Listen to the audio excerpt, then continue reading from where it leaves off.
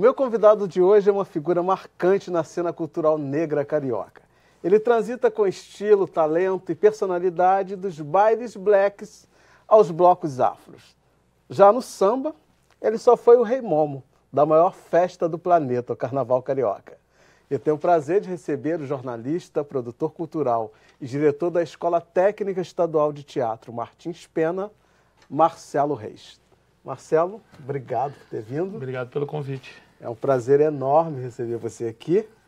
E me diz uma coisa, você é um cara que é lido como branco, né? Que a nossa sociedade, a gente tem a coisa do colorismo, Sim. Né? Mas você é a pessoa que eu conheço mais identificada com a cultura negra. Como é que é essa relação? Como é que você vive isso? Bom, agradecer o convite por estar aqui nesse programa, que é uma referência hoje. A gente precisa ter esse espaço de discussão das coisas negras. A minha questão é, minha mãe é negra, nascida na Bahia, Cidade Baixa, Calçada. Minha avó também era negra, em algum momento foi vendedeira de porta, que não chamava vendedora, chamava vendedeira de porta, para poder ter seu ganho de família. Meu avô tinha lojinha na ladeira do Tabuão e meu pai é filho de italiano. Então fez essa mistura, que não é a miscigenação dita brasileira, nem da democracia racial, mas é a mistura que eu sou. E eu sempre me identifiquei com as coisas negras. Sempre foi minha opção de vida fazer essa opção de brigar pela questão da etnia, pela questão da intolerância. E eu sempre vesti essa camisa e eu sou um militante orgânico. Desde sempre, né? Desde sempre. Só eu te conheço há muitos anos, mas eu sei que isso vem de muito mais tempo. Minha primeira entrada real foi no grupo Agbara Dudu, na época de Vera Mendes e todo o Júlio Cristo, Gabriel, toda essa galera. Darcy do Jongo. Você teve que provar que você era filho de negro? Era. Não deixaram eu tocar na banda. Eu toquei num dia que eu estava com a minha namorada na época e eu tive que levar uma foto da minha mãe e da minha avó para mostrar para o Júlio para poder tocar na banda Dudu. Isso 33 anos atrás. Logo depois eu entro no Bloco Orumilá e ajudo a fundar. Sou um dos fundadores do Bloco Afro Orumilá também, que é um bloco hoje que é referência. Uhum. E a gente tem... E hoje participo da diretoria do Filhos de Gandhi, como convidado, um diretor convidado, para ajudar na reformulação da imagem do Filhos de Gandhi, que é um grupo também que é referência, um afoxé mais antigo do Rio de Janeiro. Eu entro nessa briga, brigo para estar dentro desse núcleo, por causa de colorismo, você não tem melanina.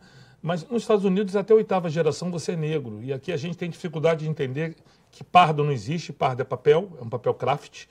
E o mais claro ou mais escuro, isso não é importante. O importante é quem está ombreando. E o local de fala. Eu não posso ter o mesmo local de fala que você, porque ninguém reclamou do meu dread. Uhum. Mas eu tenho outras falas. E o fato de você ter a pele branca, naturalmente, garante alguns privilégios. Sim, né? E eu tenho que reconhecer esses privilégios. Eu não sou discriminado, eu não tomo blitz no meio da rua, quando estou sozinho, mas quando eu estou com a minha filha ou com a minha mulher, eu tomo a blitz. Eu sou discriminado quando eu chego com a minha filha negra em algum lugar que estranho por eu ser o pai branco. Então, assim, eu tenho outro local de fala também. Mas nós temos que, para ganhar qualquer guerra, é necessário identificar quem são nossos reais inimigos. E a gente não está... Estamos tendo dificuldade de chegar, agregar pessoas na briga e estamos brigando para dentro. Eu acho que a gente pode ter uma briga mais produtiva e mais profícua, explicando tudo para fora. Agora, na tua opinião, né, assim, o que te levou a escolher? Porque é uma questão de escolha. Você é uma pessoa que poderia se identificar e se apresentar como branco e estava tudo certo, né? E você escolheu nadar contra a corrente, né? Porque não é fácil ser negro no Brasil. Sim. Por filhas negras. Por que você fez essa escolha? Não sei te dizer. Isso foi natural? É natural. Assim. É natural. É um reconhecimento da história da minha família. Ter uma tia que é uma Yalorixá, Dona Lourdes Ominibu, que tem casa desde o Recôncavo, desde 62. Ter famílias de santo, ter sido criadas também em várias épocas da minha vida, por Dona Obá Ganju, por Dona Glorinha Toquendo, por pessoas de terreiro sérias, comprometidas, e me identificar com essa história também, da nossa ancestralidade. Por exemplo, recentemente eu estava com um espetáculo junto com a Aninha Catão chamado Cosmogonia Africana, que é a origem, a mitologia iorubana, a criação do mundo pela visão iorubá. Importante a gente passar isso adiante. Então eu comprei essa... Eu sou orgânico, eu não tenho como te dizer qual foi o momento que eu quis começar a ser um militante negro de cultura negra. Não tem aquela coisa quando eu me tornei negro, não, né? Quando eu me converti, eu não me converti, eu já nascia. Até pela minha função religiosa, que eu sou um Ogã, então eu já nasci, vou continuar sendo e na outra também vou ser. Eu vou ser e a minha função é justamente essa, passar a palavra. Agora, a questão dos blocos afros, né? Os blocos afros tiveram uma importância muito grande no contexto cultural no Brasil, principalmente na Bahia, na coisa mesmo do resgate, da autoafirmação. E você participou desse processo. Qual é a sua leitura? Você acha que realmente os blocos afros tiveram um papel importante na construção dessa identidade negra? Eu acho que até muito mais do que isso. O bairro de Madureira, do Rio de Janeiro, volta a ser bem negro graças ao Aguibara Dudu, e as pessoas não falam isso. Darcy do Jongo tocava lá e falava assim: o jongo é sagrado e meu tambor é profano, e nos ensinava a tocar. Então todo mundo que você vê hoje ligado à política, os negros ligados à política, os músicos, Elisa Lucinda, todo mundo da passou Gama, pelo Aguibara, todo né? mundo bebeu naquela casinha. Todo Sabe, mundo... Até eu cheguei. Então, ainda peguei ainda a casinha. Se lá em você Madureira. fosse capaz de casar no dia da Noite da Beleza Negra, ninguém iria no seu casamento. Porque não tinha cabeleireiro, não tinha costureiro, não tinha alfaiate, porque todo mundo fazia tudo para estar na Noite da Beleza Negra. Eu lembro. E isso se deve ao Aguibara Dudu. Madureira voltou a ter como referência negra, não descartando o Império Serrano, Portela, nem um pouquinho mais para frente a tradição, mas o núcleo que fomentou isso tudo foi o Aguibara Dudu. E eu estava lá. Isso eu posso falar. O primeiro curso de manequins negros foi a Luminosidade Negra, dado pela Anailda, dentro do Aguibara. Né? Os negros não tinham acesso à Socila, mas eles tinham Luminosidade Negra, que formou uma pleiade de manequins negros. Anailda era a Socila do movimento negro. Sim, mas né? era isso aí. Essas são as nossas referências que a gente tem, e a gente tem que falar essa história. Porque senão as pessoas acham que estão chegando agora, eles são número marco zero na discussão, nessas discussões. E a gente tem que respeitar a nossa história. A gente não é marco zero, a gente não começou agora, as cotas não surgiram da terra. Né? A gente tem que ver todos esses deputados, os vereadores, que trabalharam, os movimentos sociais que trabalharam em prol disso. Tem que ser reconhecida essa história e respeitada, continuada com a juventude, com a nova energia que eles têm. Que os de 70 já não têm essa energia. E hoje o contexto é outro. Hoje a gente tem a tecnologia aí, né? O ativismo virtual, digital, né? Hoje temos muito mestres e doutores negros. Exatamente. Que bom que a academia mudou, está mudando a cor. Hoje a gente está tendo muito mais negros acesso, as cotas proporcionou isso. Mas a gente também tem que ter esse cuidado no trato. Esquecendo que existe uma história anterior, que você não é o marco zero dessa discussão, esse respeito à história toda, desse legado que deve ser trazido, do IPCN, do IPDH. São institutos que tiveram grande importância na formação de pessoas como João da UERJ, que abriu uma universidade para os movimentos sociais entrarem na universidade. As pessoas têm que conhecer essas pessoas. Eles que são referências. Eu já vim depois, mas bebi nessa fonte. Então...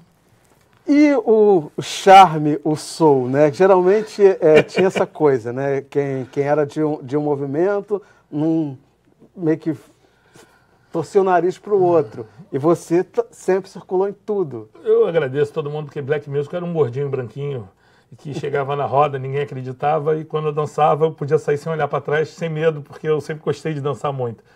E o movimento charme, ele teve também uma questão da autoestima. As pessoas tinham que se vestir melhor para ir para o baile charme. Era proibido entrar de camiseta, tênis e jeans. Mas também, em dado momento, teve uma mudança. Eu lembro que as pessoas iam em pé dentro do ônibus. Para não amassar o linho. Para não amassar a roupa de linho, que é bonita passada. Mas eles tinham essa leitura que tinham que estar inteirinho. Ninguém sentava. O ônibus podia estar todo vazio. Isso aí. Que ninguém sentava. Mas também teve um movimento contrário, que foi a criação do viaduto, pelo meu querido amigo Celso. Celso criou o viaduto quando foi barrado no baile charme do Vera Cruz, que ele só andava de macacão. Então ele falou que ia criar um baile onde todos tivessem acesso. Eu chamava de baile dos mendigos, porque 6 horas da tarde...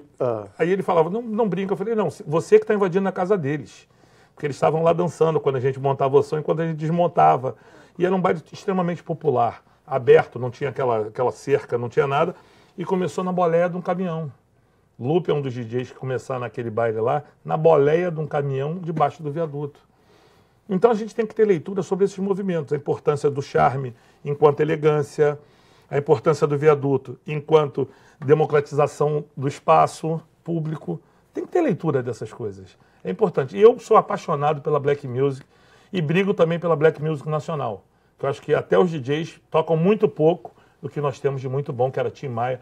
Falando em Tim Maia, eu tive o prazer de estar no show do Mandela, trabalhando junto com o Filó, e a gente viu o público todo segurando para escutar o Tim Maia, o grande rei. Então é bom. Então, você é um cara que tem uma trajetória aí que eu imagino de muitas histórias. Eu queria que você contasse alguma curiosidade, assim, que você viveu, presenciou, algo que... Estar com Mandela foi uma coisa absurdamente importante. Ver aquele líder na Praça da Apoteose, né?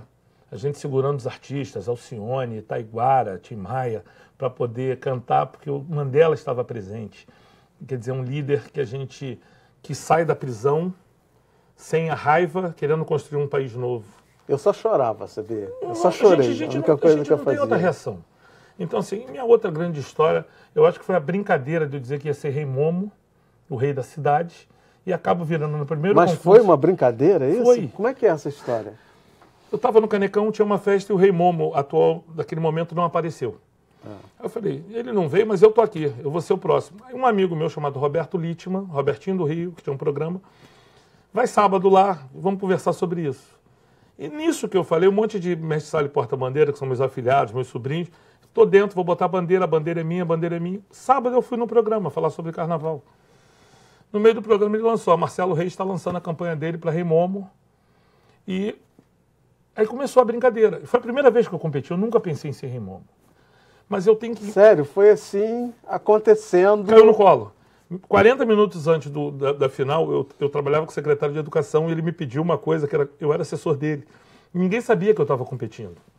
Eu tive que pedir para a chefe de gabinete resolver um monte de coisa porque eu estava entrando para ganhar, graças a Deus, na Cinelândia, o melhor lugar que podia ser. E acabei sendo Rei Momo. E a minha função como Rei Momo foi essa. Eu fui capa de Carta Capital, com 6 páginas, falando sobre a indústria da cultura, que é o nosso perfil do Rio de Janeiro. Nós não somos industriais. Nós somos indústria do lazer, do entretenimento, do turismo. Nós temos Angra dos Reis, temos tantos lugares bonitos, pouco explorados pelo potencial.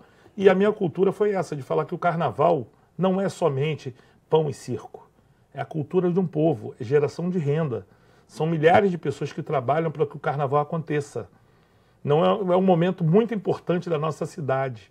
E é um momento muito importante da cultura do Brasil. Que parece que deixou de ser, né? Mas não vai ser, não. Mas enfim, a gente vai fazer um pequeno intervalo e na volta a gente continua falando aí dessa trajetória de Rei Momo do Marcelo.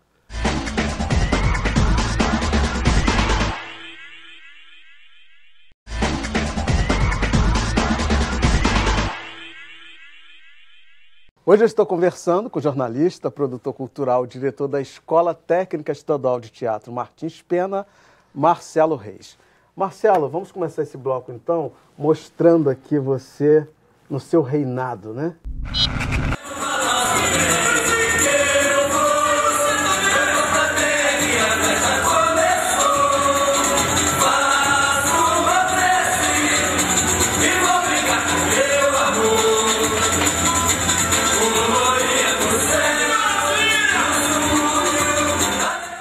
Ah, que lembrança boa. Ana Paula Evangelista e Cristiane Rani. O Sector, de 2005. Ana Paula que virou depois uma grande... Musa, é uma pessoa maravilhosa de trabalho. E linda, né? Com vocês, sim, aquela voz maravilhosa que me encantou há muito tempo em Salvador e fez a gente descer o Pelô. Com vocês, Guiguinho, a voz dele aí. Você representando Deusa do Ébano, do Urumilá, você chamando Guiguinho. Você apresentou oficial das grandes festas do movimento negro, né? Eu apresento o Zumbi todo ano Isso aí é a nossa festa do Zafre Caribe. Uma festa que começou na Lapa com Dom Filó, Carlos Alberto Medeiros, Orlando, Ronaldo, Glória Maria e a gente dançando, brincando de dançar soul, né? Isso aí tem que ter talento, desculpa, mas aí tem que ter talento. Tem que ter muito talento. Entrar nessa rodinha. Mas aí tem Edinho Filadélfia, tem Paulinho, tem uma galera que domina isso aí também e que mantém a tradição nos bailes soul. Essa tradição é mantida até hoje também. É importante, né? Porque assim, o movimento soul tem um papel tão importante, né, na nossa cultura, principalmente aqui no Rio de Janeiro, e preservar isso é fundamental, né? As pessoas não conhecem muito a história do movimento de soul music, nem no Rio de Janeiro, nem no mundo. James Brown, um show do James Brown nos Estados Unidos, evitou uma guerra civil, porque todo mundo foi ver televisão e ninguém foi às ruas. Ia ter mortandade de gente. E por causa de um show dele, foi evitada uma guerra civil. As pessoas não têm noção do tamanho.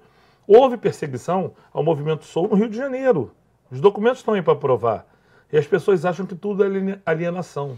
Deveriam procurar saber mais um pouco da história. Não. Inclusive achavam até que era um movimento patrocinado pelos Black Panthers, né? Sim, é isso aí. Então as pessoas têm que pesquisar um pouco mais as nossas referências. O movimento soul no Rio de Janeiro foi importante e é importante. É uma batida negra, é o tambor que está lá, é o tambor que está no funk. Ah, mas a letra não é boa, não é isso? O que está sendo dado para essas garotadas? E a questão da autoestima, o empoderamento, né? O que está sendo dado para essa garotada? Tanto fala hoje. As pessoas chegavam poderosas, porque se vestiam bem, escolhiam a roupa para se apresentar no local. O cabelo. O cabelo, o sapato. Podia sair do lugar. O sapato desse tamanho. E a boca de sino. Que era encomendado, né? Você mandava fazer o sapato sob medida, né? Sim, é isso. Mas tem uma história toda junto, de resistência, de você brigar contra o sistema que era imposto. Né? Você pega o Wilson Simonal, que deveria ser o verdadeiro rei, mas a Jovem Guarda que agradava a elite. E não a black music na voz de Wilson Simonal e outros negros que faziam aquela música. Então a elite teve que escolher um outro modelo branco chamado Jovem Guarda. Mas se você for comparar talento de um com o outro, pega qualquer disco do Wilson Simonal e põe um disco com um rei, dito rei, você vai ver a diferença. Não tirando o talento e as pessoas que amam o rei. Mas eu estou dizendo em qualidade musical. É só isso, eu não estou discutindo o seu gosto. Você pode gostar de todo mundo, mas em qualidade musical, timbre, extensão vocal, tudo. O Wilson Simonal é muito maior do que eles, mas não agradava o sistema. Marcelo, como que você foi parar na Martins Pena, que é uma escola tradicional, uma escola centenária? Eu trabalhava na FATEC, na Fundação de Apoio à Escola Técnica, lá em Quintino, e dirigi um teatro, e fiz a reforma no teatro, que é o primeiro teatro no Brasil com o nome do Abdias Nascimento, que outrora se chamou, achavam que tinha se chamado Grande Otelo, mas a família não tinha autorizado o nome, teve algum... E eu pedi a Elisa Larkin que autorizasse botar o nome do Abdias e está hoje lá, em Quintino, na antiga Funabem, antiga Escola 15, está lá, Teatro Abdias Nascimento, que é uma grande referência que nós temos. Em dado momento, a presidente me chamou e falou: Marcelo, a Martins Pena está vindo para FATEC, está saindo da Secretaria de Cultura e está vindo para cá. Foi incorporada, né? Aí eu falei assim, tá, a senhora quer que eu vá ajudar a fazer a reforma nos 2 teatros? Não, você vai ser o diretor. Eu falei, como assim? Peraí. Eu nunca... Não, porque o momento era delicado da política e você tem bom... Você é da FATEC e você anda bem pela cultura. Todo mundo te conhece na cultura.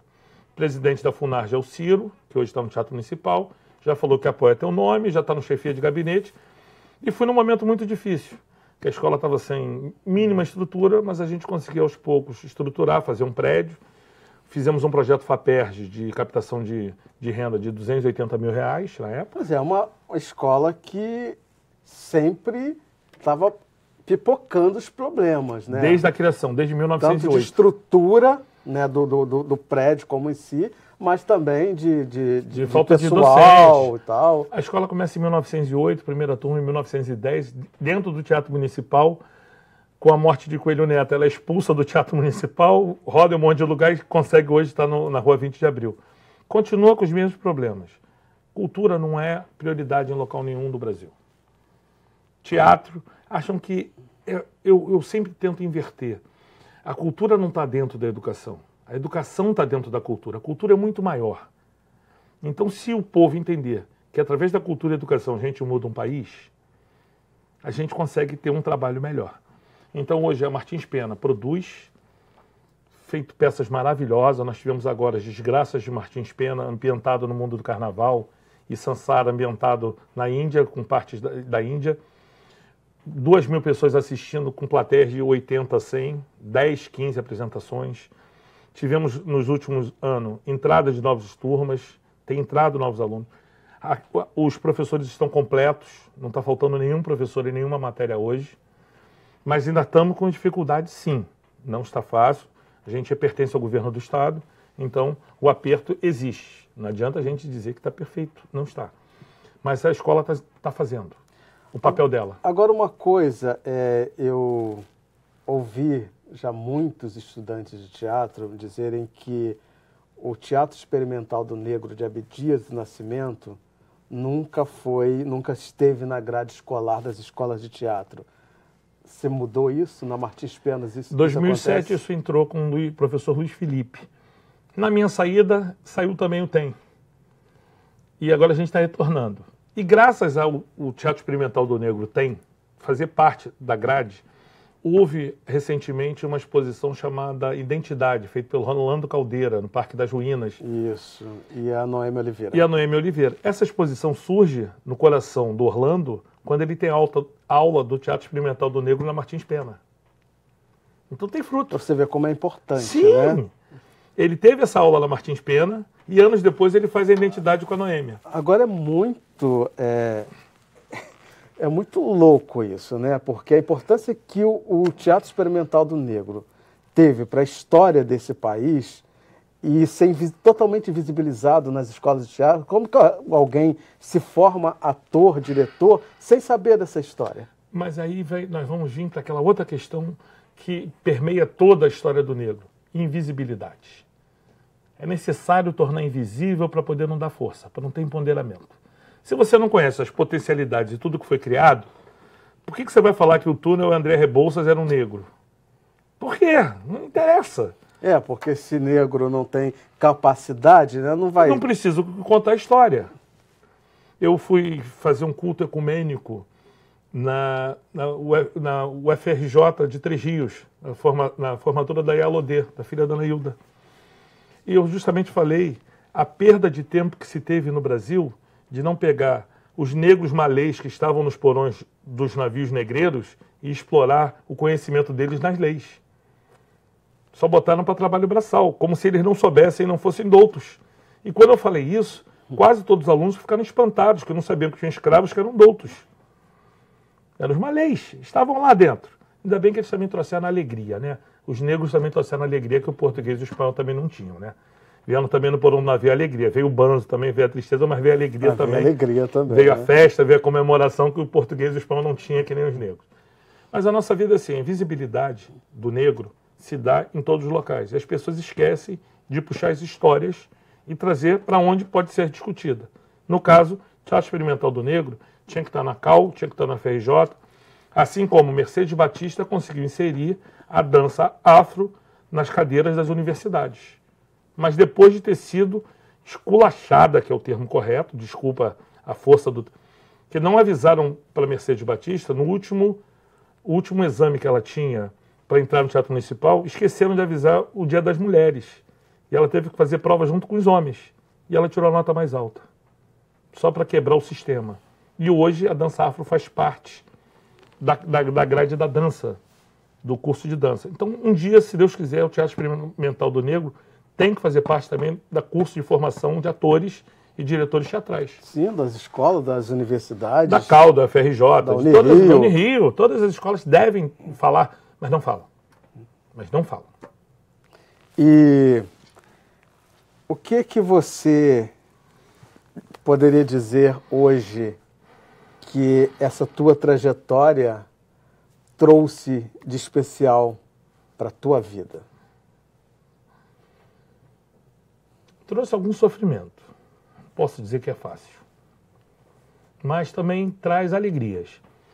Quando eu vou numa exposição e vejo Orlando Caldeira dizendo que aquilo se deve ao caminho que eu apresentei de alguma maneira, está valendo. Quando eu consigo trabalhar com pessoas e você vê essas pessoas no emprego, trabalhando, você vê que seu caminho na educação também teve. Eu também fui diretor da Escola de Artes Técnicas Luiz Carlos Ripper, que formava bastidores de carnaval e teatro. Então hoje eu tenho diretores de palco, maquiadoras, cenógrafos que passaram na minha mão. Então você vê que existe uma necessidade desse trabalho, você percebe que existe, que a minha posição é importante no falar e no brigar, que hoje eu tenho um espaço de fala, mas que muita gente rejeita esse espaço. Mas eu não posso ficar preocupado com as pessoas que rejeitam, eu tenho que continuar caminhando. E quero deixar um país melhor para minhas filhas e para minhas netas. Isso eu necessito. É lindo ver você se emocionando, você que passa tanta alegria o tempo todo, e saber que essa emoção é a sua verdade, né? Sim. Tudo que você viveu, tudo que você faz e que você vive é a sua verdade. Sim. E você pode ter certeza que você tem contribuído muito, muito, mas muito mesmo, para que a gente possa ter um mundo melhor, mais diverso, mais incluso. Sim. E a gente precisa muito da tua alegria, da tua força e da tua luta. Muito obrigado, Coutney, obrigado a todos, porque a luta é grande, mas a gente vai conseguir. Não sei se vai ser minhas filhas, minhas netas, mas essa geração nova está chegando aí para mudar. Muito axé para todo mundo, muita força vital. Axé, força vital para todos. Axé, obrigado por tudo. Obrigado. Eu conversei com o jornalista, produtor cultural e diretor da Escola Técnica Estadual de Teatro Martins Pena, Marcelo Reis. E se você chegou agora, é só acessar www.alerj.rj.gov.br ou coutney.com.br, que está tudo lá para você. Obrigado pela companhia e até o próximo encontro. Eu te espero.